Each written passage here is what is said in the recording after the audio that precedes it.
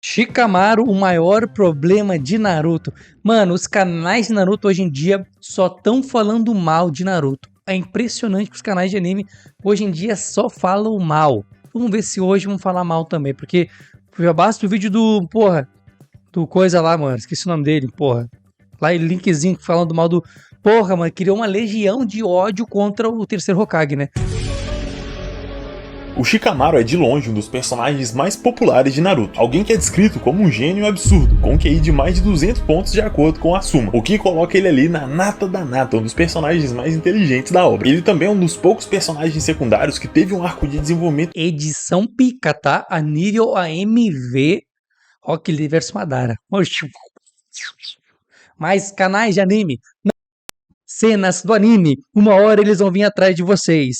O velho aqui, 10 anos de YouTube, tá falando pra vocês a dica que não usem cenas mexidas, imagens estáticas. Aí tu pode editar a imagem, mas não usem cenas porque depois, ó, vá. próprio, que pra mim é um dos melhores da obra inteira, inclusive. Algo que, ironicamente, nem a Sakura, que faz parte do trio principal, teve. Mas também é exatamente por isso que ele é o exemplo perfeito do maior problema de Naruto, que é exatamente o que a gente vai falar nesse vídeo aqui. Mas pra você entender isso, é muito importante que você veja o vídeo até o final. Veja todos os pontos pra depois tomar sua decisão. Daí você comenta à vontade se concorda ou não com os argumentos apresentados. Fechou? Então bora. Desde a apresentação do personagem, ele já é colocado como um dos melhores, se não o melhor amigo do Naruto, o que provavelmente já conta uns pontinhos pros fãs, já que isso é bastante raro na obra. Mas o interessante disso é que, assim como todas as crianças da sua época, ele também foi ensinado pelos adultos a não ter contato com Naruto, justamente por conta de toda aquela treta de raposa. Meu Deus. Toma! De novo. Tá chovendo, eu acho, hein? Justamente por toda aquela treta de raposa de 9 caudas e criança demônio. Mesmo assim, ele tocou foda-se e foi lá brincar com ele. O que mostra como desde cedo o personagem já tinha como característica o pensamento crítico. Ou de um jeito mais claro, ele pensava por si mesmo, sem formar sua opinião a partir do que os outros falavam. O que não fazia dele exatamente uma criança rebelde ou desobediente. Pelo contrário, ele sempre se deu muito bem com seu pai, o Shikako, que passava boa parte do seu tempo livre jogando shogi com o filho. Isso quando ele não estava lá observando as nuvens de boa. E essa aqui é mais uma das características importantes, se não a mais importante do personagem quando ele é novo. No início da história, ele não tem uma grande motivação ou um sonho, como o Naruto, que queria ser Hokage, o Neji, que queria mudar o próprio clã, ou o Sasuke, que queria vingança. Isso porque, assim como a Sakura, ele não tinha grandes problemas ou traumas para lidar. Ele vinha de um bom clã, seus familiares eram respeitados, seus pais estavam vivos e eram presentes, e ele nunca sofreu discriminação ou preconceito de ninguém. Ou seja, a vida do moleque era de boa, tranquila. E acredite, isso aqui é muito importante. E essa tranquilidade, somada à sua inteligência, fez ele ter desde cedo uma visão bem clara da vida, valorizando a paz e a simplicidade acima de tudo, o que acabou... O ódio que eu tinha do Shikamaru quando ele era do clássico, no iniciozinho assim, mano,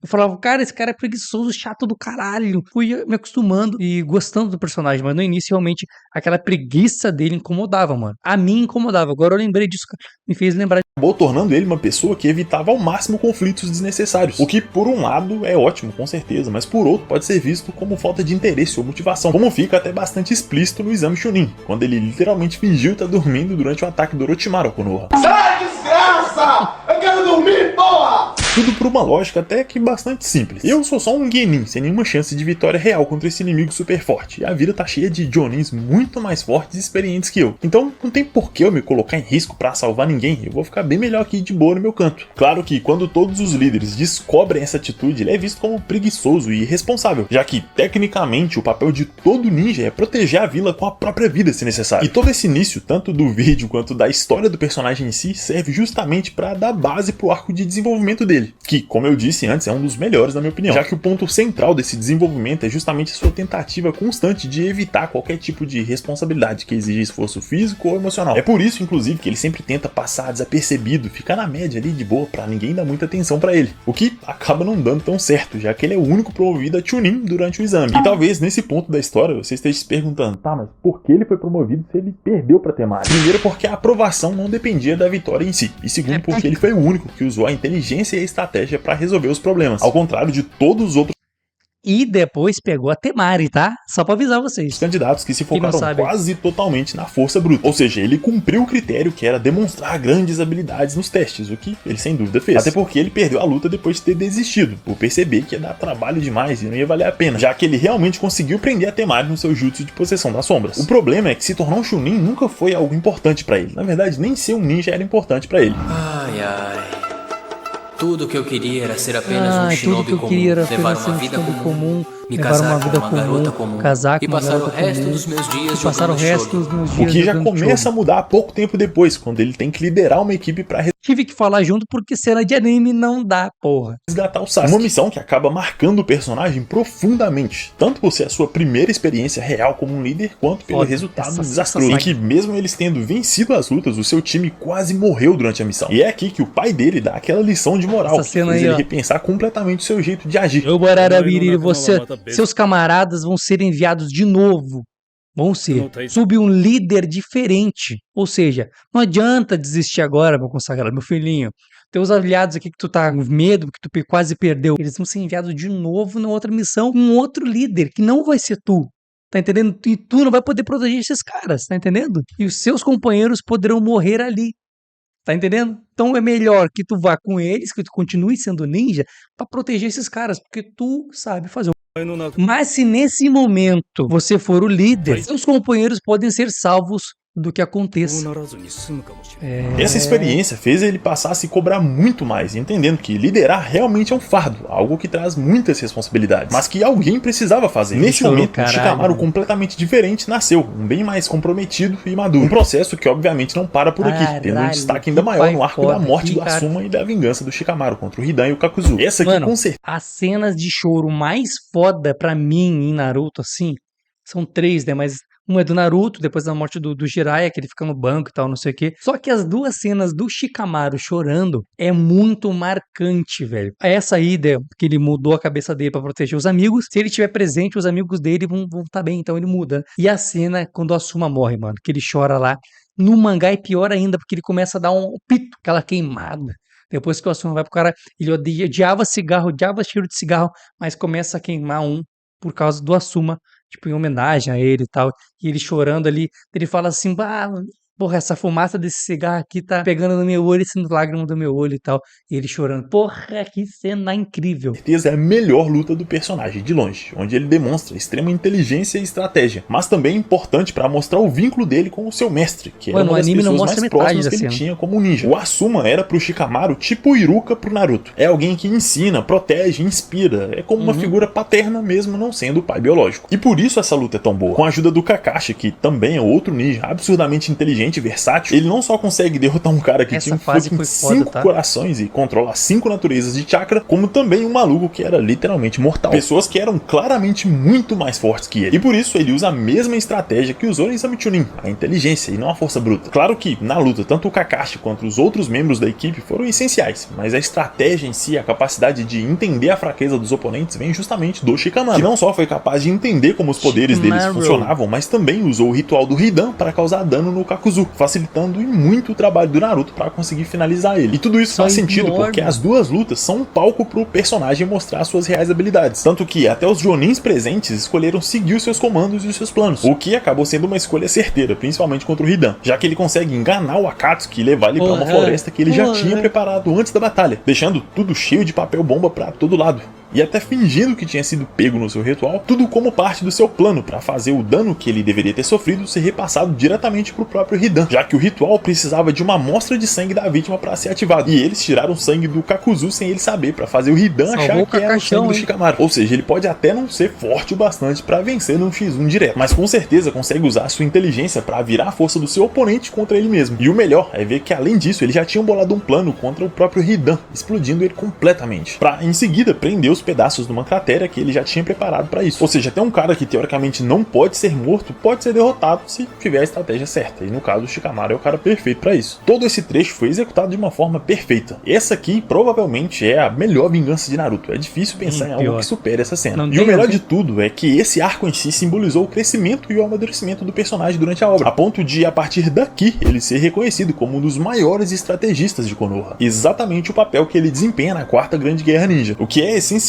para a Aliança Shinobi contra o Madara e o Zedo Tensei revividos. Tudo isso enquanto ele precisa lidar com mais uma perda absurda. Se antes ele perdeu o seu principal mestre e mentor, ele agora perdia a outra pessoa que também tinha esse papel, o Shikaku, que se sacrifica para ajudar a Aliança Shinobi a derrotar a Jubi, dando mais um exemplo pro filho de como ser responsável até o último segundo. Algo que ele claramente aprendeu a ponto de tentar repetir esse comportamento no exato momento em que seu pai tinha acabado de morrer. Porra, estamos numa batalha, não diga mais nada. Apenas faça o que meu velho mandou. pô. Agora, se isso é saudável ou não, isso já é conversa pra outro vídeo. O ponto é que ele realmente absorveu essa mentalidade do pai dele, essa vontade do saudável. E isso é muito interessante de se ver, já que faz ele se consolidar ainda mais, a ponto de se tornar o braço direito do Naruto como Hokage. E até, no fim das contas, ele mesmo se tornar o Hokage por conta da suposta morte do Naruto em Boruto. Ou seja, pra alguém que não queria responsabilidades, ele acabou assumindo a maior responsabilidade possível em Konoha. Cara, é sério, pouquíssimos personagens em Naruto têm esse nível de desenvolvimento. Isso sem falar que o Shikamaru é muito carismático, então eu entendo perfeitamente quem tem ele como personagem favorito. A grande questão é que dá pra contar nos dedos os outros personagens que têm esse nível de desenvolvimento. A quantidade de personagens em Naruto que são simplesmente esquecidos completamente é absurda. Sabe o que é esquecido fora o Rock Lee, meu amor, Rock Lee?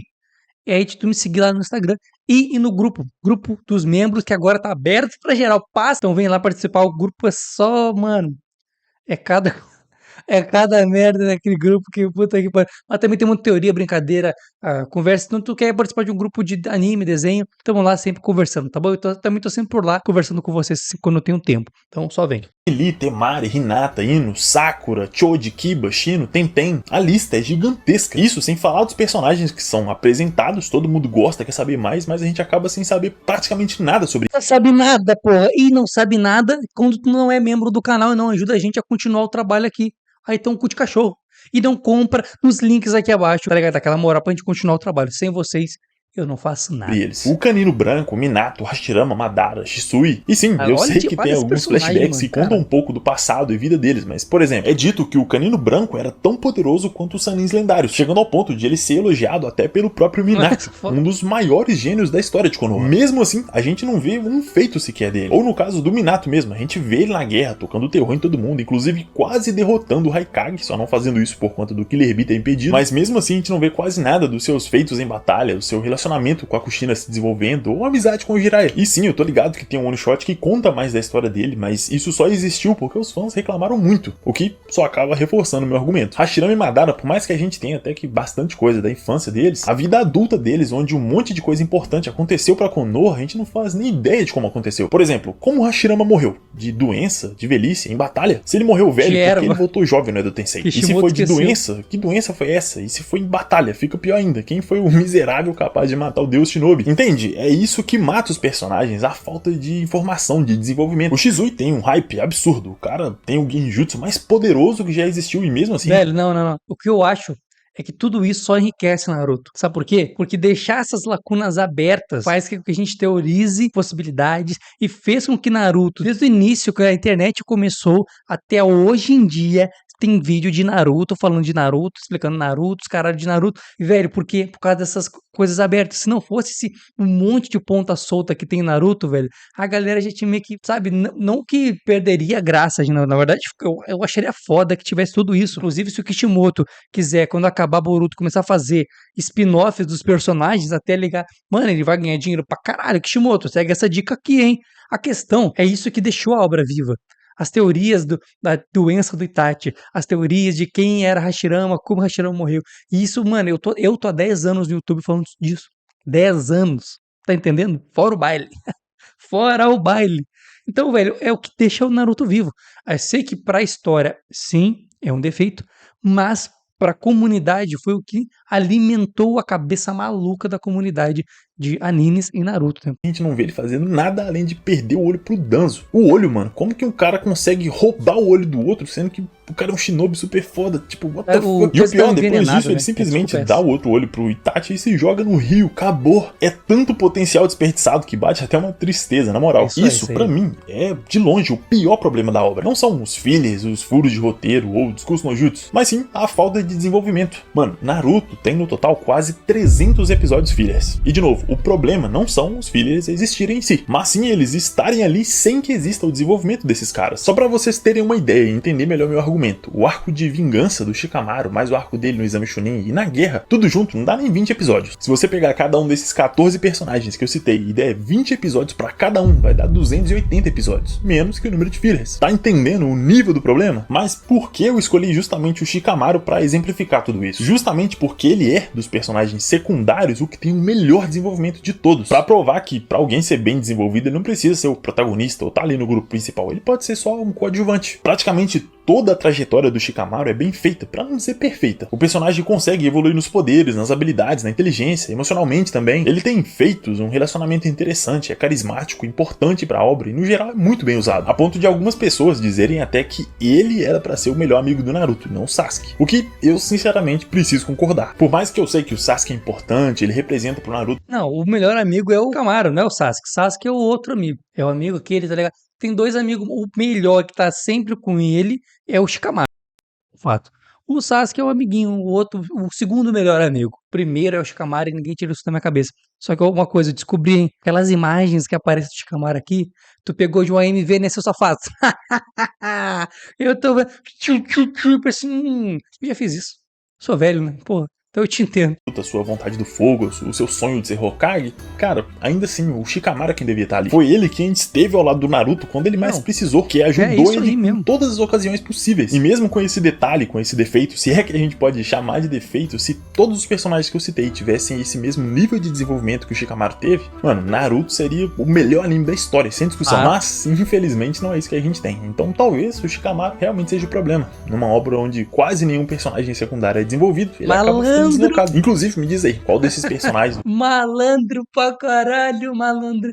Ai, o Shikamaru é um problema. Elogiou o Shikamaru o vídeo inteiro. Caralho, que safado. Ele é o problema já. Por quê? Os outros, ninguém foi dada história pra eles, só o Shikamaru teve desenvolvimento. Então ele é que é o problema.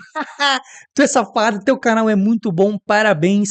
E não esquece, pessoal, me segue nas redes sociais todas aí. Seja membro do canal, apoia a gente a continuar o trabalho aqui pra vocês. Ou manda tua pergunta lá no pix.gg. E aí tu vai ajudando aí, Didi. E aí tu ajuda a gente a continuar aqui o trabalho, alimentar as crianças e continuar, tá bom? Quer apoiar a gente sempre? Todo o código de cupom, de desconto, alguma coisa que a gente passa aqui pra vocês. Pô, compra lá se tu quiser comprar. Quando for comprar, usa o nosso cupom, que aí tu vai estar apoiando a gente com certeza, tá bom? Fica com Deus e até você. E até o próximo vídeo. Fui.